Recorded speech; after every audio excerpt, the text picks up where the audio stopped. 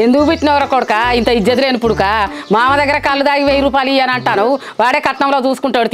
నీ అవ్వ ఈ 1000 రూపాయల కాడ కట్నంలో చూసుకోవాలంటే ఇజ్జత్ పోతుందే అమ్మ మాట వస్తుంది మళ్ళీ రేపటి మనకు అరే అమ్మ దీనికి 100 ఏళ్ళే అమ్మ దీని గురించి మాట్లాడుకున్నా ఫోన్ చేస్తుంది హలో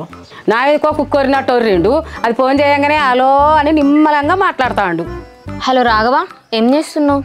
ఏమున్నా జానకి చేయడానికి ఇక నేను మా అమ్మనే కదా ఇద్దరమే ముచ్చట పెట్టుకుంటాను అవునా రాఘవ సరే నేను మనూరు దగ్గర ట్యాంక్ దగ్గరికి వెళ్తున్నా నువ్వు ఫ్రీ ఉంటే వస్తావా నేను ఫ్రీగా ఉన్నా నాకేం పని లేదు వస్తావా ఎందుకు రాను సరే రాఘవ నేను కూడా స్టార్ట్ అవుతున్నా నువ్వు కూడా స్టార్ట్ అవ్వు మరి ఓకే జానకి నేను కూడా ఇప్పుడే స్టార్ట్ అవుతున్నా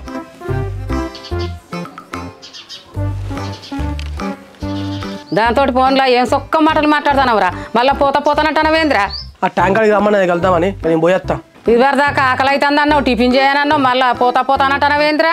ఊకవే అమ్మ నేను పోయేస్తాను అయితే అన్నమని